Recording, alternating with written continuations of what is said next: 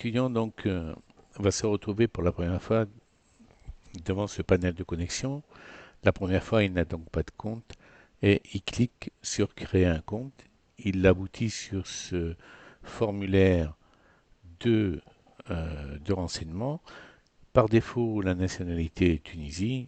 Il peut choisir dans une liste déroulante sa nationalité. Donc on reprend Tunisie, mais si, oui, oui, si on prend France, on demande le numéro de passeport. Si c'est Tunisie, eh bien, on demande un numéro d'identité nationale. Ce numéro d'identité nationale est obligatoire. On a un numéro de téléphone. Voilà. Le genre, le nom de famille,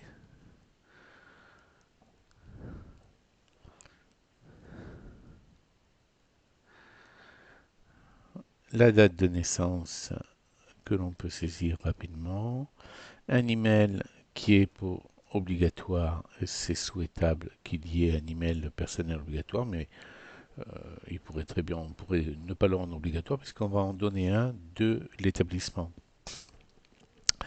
Il, il peut appuyer sur la petite flèche et ici on est en format téléphone donc on ne voit pas le texte, mais si on est en format PC par exemple, sur un écran 12 pouces ou 13 pouces ou sur tablette, on verra un petit OK apparaître ici.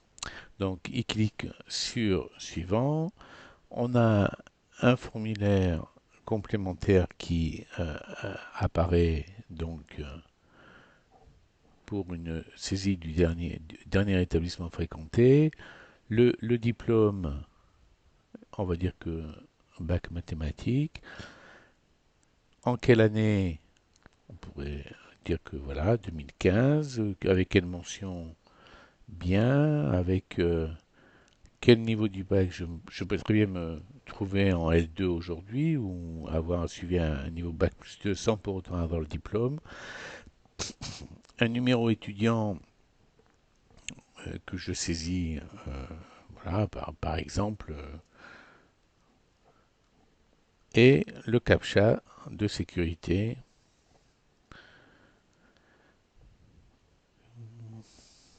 WZ.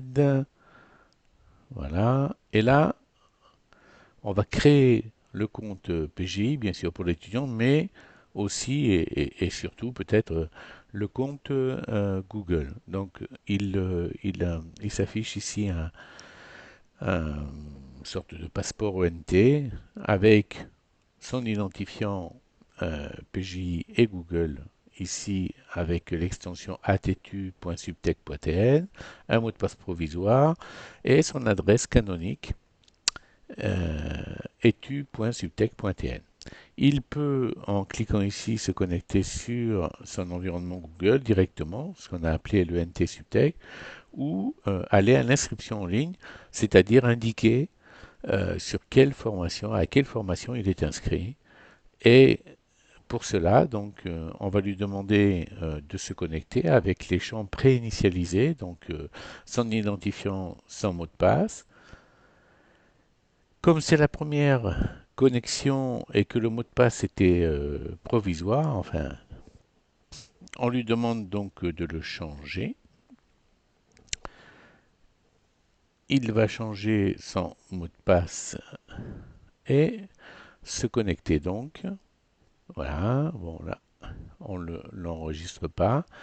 Et là, il a pas mal d'informations qu'on avait prévues, donc dans le cadre d'une préinscription ou d'une candidature, qui sont obligatoires, mais qu'on peut évidemment ne plus rendre obligatoires et passer plus rapidement. Mais par exemple, il était possible ici de saisir une photo d'identité pour l'édition de la carte ou d'un tromboniscope, par exemple. On peut, sachant que sur un téléphone portable, comme on le montre ici, on est dans un format téléphone, mais on n'est pas sur téléphone. Sur un smartphone, par exemple, la saisie de la photo pourrait très bien se faire directement à partir d'un selfie. Donc les informations de naissance qu'on a saisies tout à l'heure, la commune de naissance qui va être choisie dans la nomenclature nationale, l'adresse en ville de l'étudiant.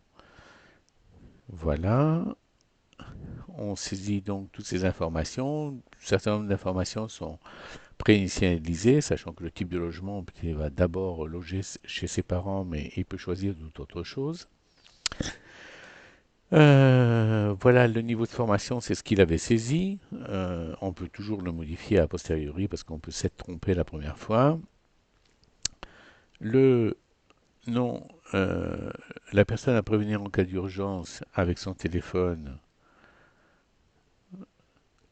et éventuellement son email qui n'est pas obligatoire. Les autres informations, le nom du père a été initialisé et la mère. euh, voilà. Donc,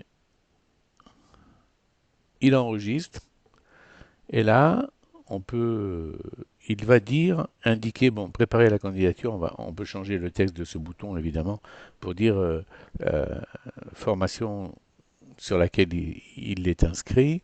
Donc, il va indiquer tout simplement en disant que il est inscrit, alors soit en première, à partir de quel niveau? Si c'est un L2, eh ben, il pourra dire qu'il est inscrit s'il a redoublé ou s'il a, comment dirais-je, s'il passe en troisième année, indiquer sur quelle formation il est. Si c'est simplement un bac, il pourra dire qu'il est, par exemple, dans cette licence-là.